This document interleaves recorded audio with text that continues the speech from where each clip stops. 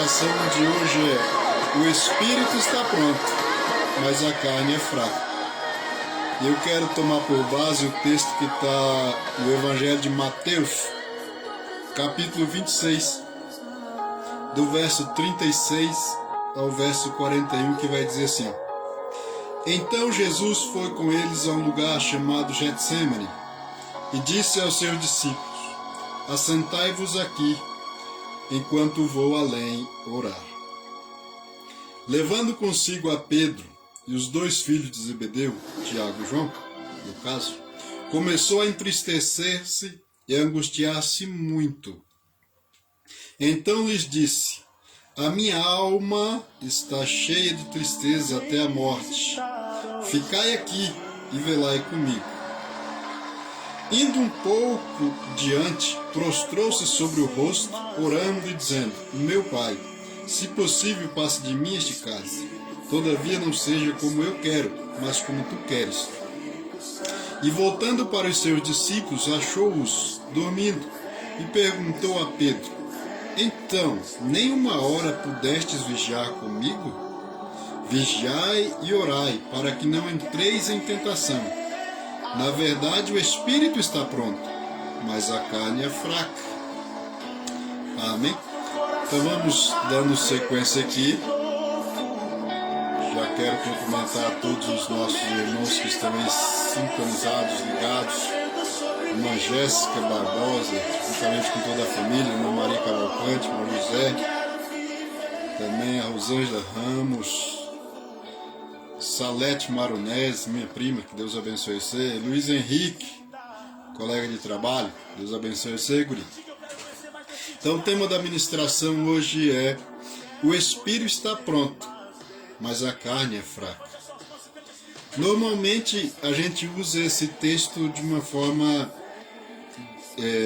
errada, né? Porque alegando que a carne é fraca, então nós vamos pecar sempre, vamos ceder sempre, vamos ser vencidos pela carne sempre. O que Jesus Cristo estava dizendo é: ande em espírito, viva no espírito, não dás lugar à carne, não dá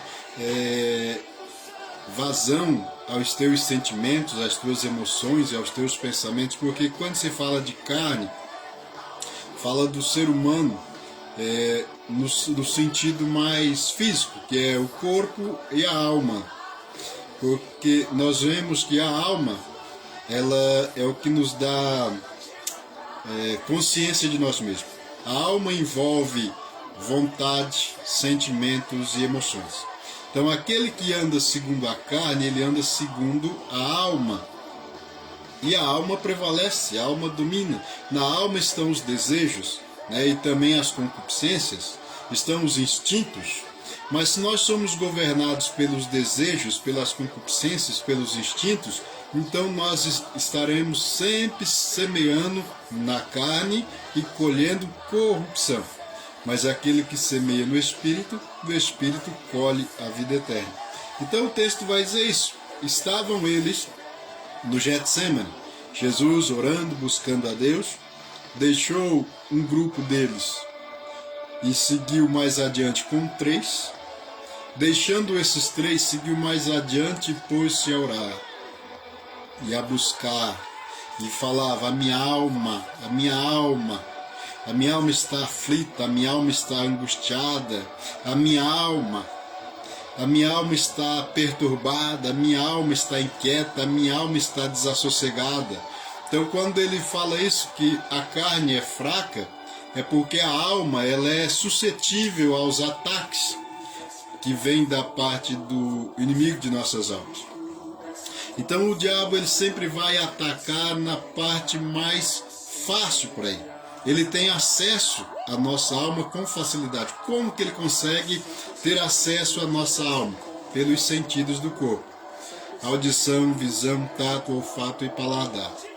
Nós vemos por aí que também há concupiscências nos olhos, concupiscências na carne, e as concupiscências são os desejos desordenados, os instintos. Então, quando, através dos sentidos do corpo, o nosso inimigo consegue ter acesso à nossa alma, ele domina a nossa carne, ele domina a nossa alma.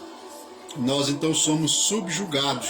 Por isso que Jesus Cristo disse: orai e vigiai, porque o espírito está pronto. Na verdade, o espírito está pronto, ou seja, o espírito do homem está pronto, mas a alma, a carne é fraca. Porque o espírito, nós não somos tentados no nosso espírito, nós somos tentados na alma. O espírito do homem, ou ele está vivo em Cristo, vivificado pelo Espírito Santo, vivificado pela palavra, ou ele está morto. Então o Espírito Santo em nós, ele traz vida no Espírito. Agora a alma, ela não precisa do Espírito de Deus para ela viver, porque ela é autônoma. Quando nós lemos em Gênesis capítulo 2, verso 7, vai dizer assim: e formou o Senhor Deus o homem do pó da terra. Então o corpo foi formado do pó da terra. E soprou em suas narinas o fôlego de vida. Algumas traduções vai dizer o espírito do homem foi soprado no corpo. E o homem foi feito alma vivente. Então nós vemos que a união do corpo e do espírito que foi soprado, o espírito que Deus soprou nas narinas daquele boneco, então surgiu um terceiro elemento, a alma. E o homem, por incrível que Deus tenha soprado o espírito, o homem não tornou-se um espírito vivente. O homem tornou-se uma alma vivente.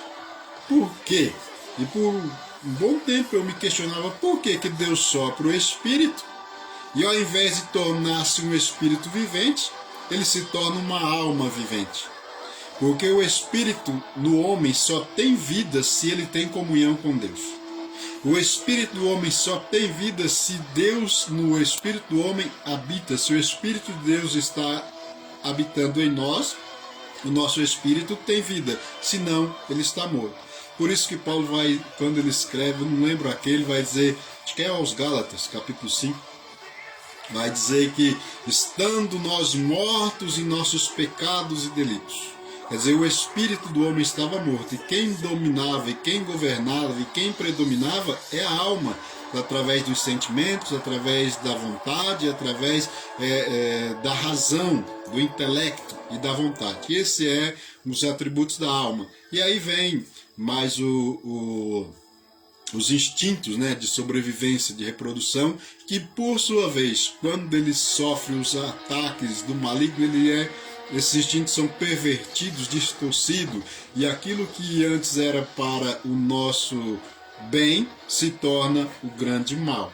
Então o instinto de sobrevivência, o instinto de reprodução, o instinto de proteção, quando ele sofre a interferência do maligno por meio dos sentidos do corpo, ele se torna um grande mal em nossa vida.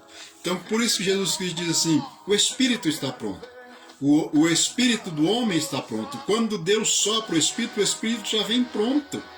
O Espírito, ele está ali, o Espírito pertence a Deus, e o Espírito torna a Deus. A Bíblia vai dizer, acho que Provérbios, Eclesiastes vai dizer que e o pó torna ao pó e o Espírito torna a Deus, porque o Espírito foi dado por Deus. O Espírito do homem veio da parte de Deus e já veio pronto para encontrar-se com Deus e ter a sua vida na presença de Deus. Ele pode estar morto no homem, mas ele existe. Agora a alma do homem, ela precisa estar sob o domínio do Espírito do homem. Mas como? Se o Espírito do homem está morto, como que ele vai governar sobre a alma? Então, quando Jesus diz aos seus discípulos, vigiai, ou seja, esteja atento, estejam acordados, estejam despertados, orai, ou seja, esteja em constante comunhão. Orar não é só falar. Eu me lembro que na escola tinha um momento, né, lá no primário, a professora dava uma cartilha, um livro, e dizia assim, leitura silenciosa. Então você lia em silêncio, mas você estava lendo. Então hoje eu pratico a oração silenciosa também. É aquela oração onde o teu espírito está assim, atento. Muitas vezes você está em oração, mas você não está falando, você está ali pronto para ouvir o que Deus tem a dizer. Então muitas vezes nós deixamos de praticar a oração silenciosa. O que é a oração silenciosa? É quando o teu espírito ele está em vigilância, o teu espírito está atento, o teu espírito está acordado, ele está perceptível, e muitas vezes nós adormecemos. A Bíblia vai falar alguma coisa disso, despertai vós que dormis, né? Nesse sentido, ou seja, o sono espiritual, quando ele entra em uma dormência. O espírito, além de morto, ele também pode estar num estado de dormência, sonolência. Mas nós precisamos que o nosso espírito esteja atento o tempo todo, porque Deus ele está sempre ministrando ao nosso espírito. E nós precisamos estar atentos, porque se o nosso espírito não estiver atento, a nossa alma vai fazer escolhas. A nossa alma vai tomar decisões através do seu instinto, muitas vezes através dos seus desejos desordenados, e vai acabar comprometendo a sua paz, a sua comunhão. Decisões erradas, decisões na alma, decisões no calor das emoções traz grandes danos. Por isso que Jesus Cristo diz: vigiai, que o teu espírito esteja vigilante, e orai, ou seja, esteja atento, prestai atenção, busque a Deus. Mas não é só buscar falando e pedindo e querendo e dizendo para Deus o que você quer. Orar também é parar para ouvir. Oração silenciosa é quando você fala com Deus, porque oração é diálogo. É você, na hora de falar, você fala, e na hora de ouvir, você ouve. Mas se nós não pararmos para ouvir, então não há oração. Há simplesmente uma lista interminável de pedidos, há uma lista daquilo que nós desejamos e colocamos diante de Deus, esperando que Ele nos responda favoravelmente, segundo o nosso projeto. Mas estar em oração, vigiai e orai, porque para que não entreis em tentação. Ou seja, se o espírito não está ligado, se o nosso espírito não está sintonizado com o Espírito de Deus, porque Deus ele ministra no nosso espírito. E se o nosso espírito não está atento, ele não recebe essa ministração. Ele não é ministrado, ele não é vivificado, ele não é direcionado. Então muitas vezes tomamos decisões no impulso, no calor da emoção, e tomamos decisão pela alma, porque o espírito está dormindo. Vigiai e orai, para que não entreis em tentação. Então nós somos tentados pelo diabo, mas é na carne. Nós somos tentados pelo diabo e no homem natural e carnal, não no espírito. O diabo não nos tenta no espírito, porque ele sabe que no espírito não tem como. O espírito é o lugar onde Deus ministra. O espírito do homem é o lugar onde Deus comunica. No espírito é onde Deus traz revelações. E o espírito, uma vez vivificado pela presença de Deus, pelo agir e o habitar do Espírito de Deus em nós, então ele está despertado, ele está acordado, ele está vigilante, ele está atento, ele está recebendo e sendo ministrado. Então o nosso espírito exerce influência sobre a nossa alma, e a alma agora já não é mais dominada pelos desejos da carne.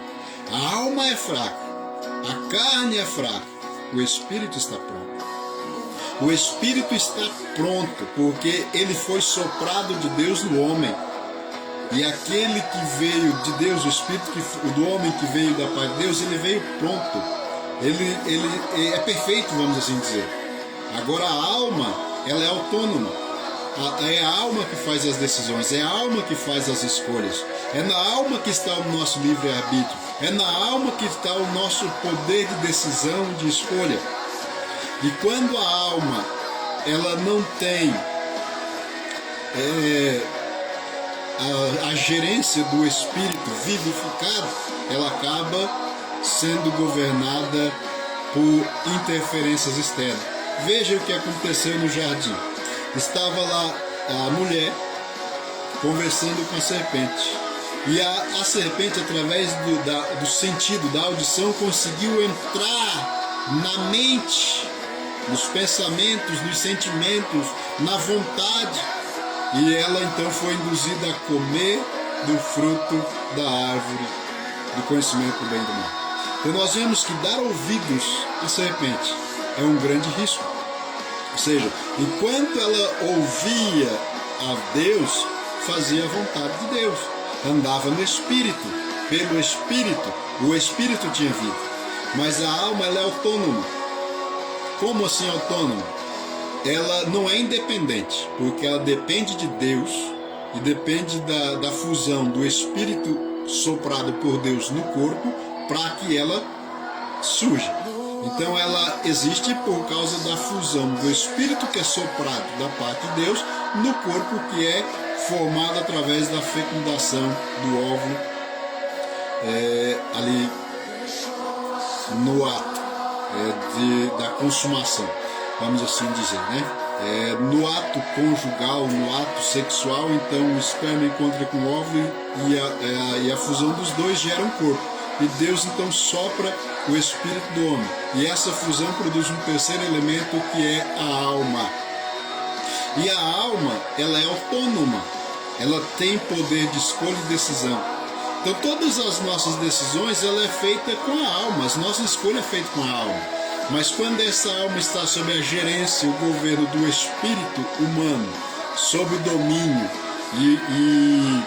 e a santificação do Espírito de Deus, então elas são decisões, são escolhas bem feitas. Agora, quando esta alma ela está à deriva, sem governo, sem domínio, então ela é governada por influências externas. A serpente influi através dos olhos, ela vê e cobiça. Através dos olhos ela vê e deseja. Através dos olhos ela tem acesso, né? A serpente tem acesso ao nosso íntimo, à nossa alma. Então ela lança as tentações. E as tentações elas entram através dos sentidos do corpo. Glutonaria, por exemplo, ela entra através do sentido do paladar. Então uma pessoa se torna glutão a partir do sentido do corpo, a partir do paladar. A pessoa se torna cobiçosa a partir do olhar, ou seja, da visão. Não, a pessoa torna-se rebelde através de uma palavra, o que foi induzido, que foi lançado, ou seja, a mulher no jardim ouviu, a serpente deu ouvidos, a serpente tornou-se rebelde e tornou-se infiel e incrédula à palavra de Deus. Então, o grande mal é deixar ser dominado pela carne, porque a carne é fraca.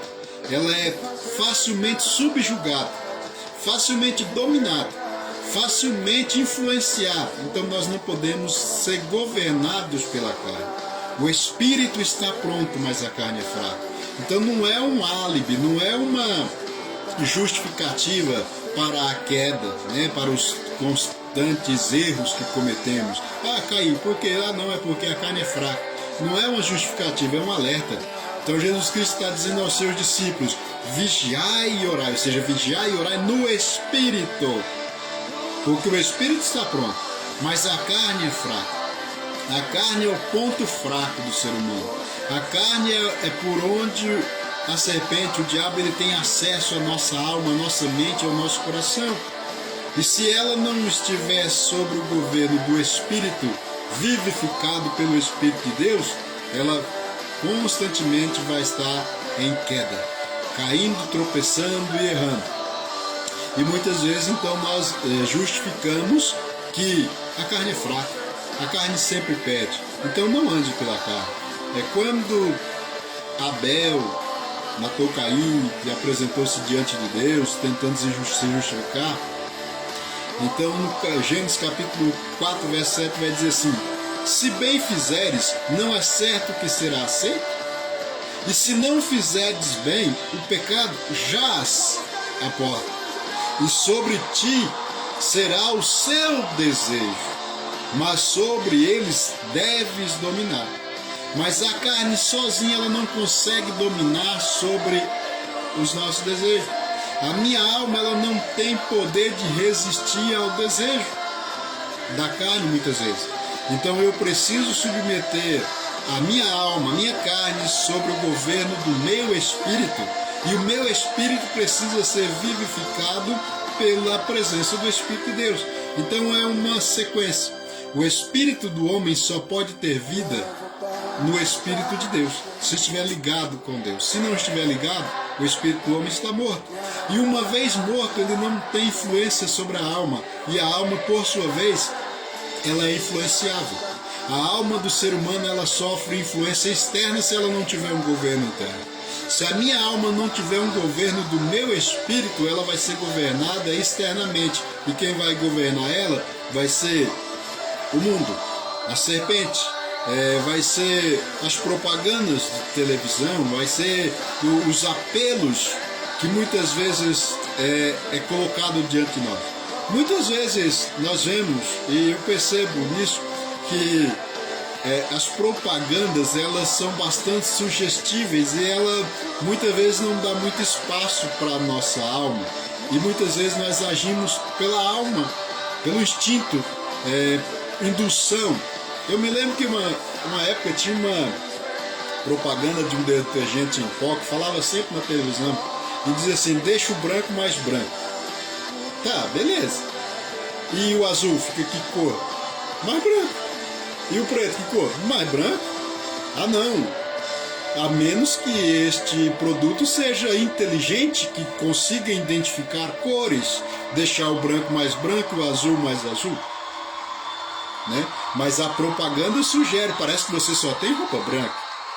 Funciona bem na roupa branca, porque é um alvejante, mas põe uma roupa colorida para você ver. E eu me lembro que tinha uma outra que dizia assim: identifica e localiza a sujeira. Não é interessante esse negócio? Daí eu ficava pensando, quando alguém colocava a roupa lá para lavar e colocava esse detergente em pó, se fosse uma roupa do mecânico, talvez ele se reunisse lá no concerto: opa, isso aqui é graxa, gente, vamos pegar pesado. Opa, gente, isso aqui, ó, o cara aqui, ó, isso aqui é um avental, camarada, uma pessoa trabalha no restaurante de cozinheiro, isso aqui são respingos de molhos e gorduras, vamos pegar pesado. Mas se fosse a roupa de um executivo, por exemplo, não, isso aqui tá limpinha, tá de boa, é só poeira. Então nós vemos que às vezes nós somos levados pelo instinto, pelo impulso, por sugestões. E tinha uma de um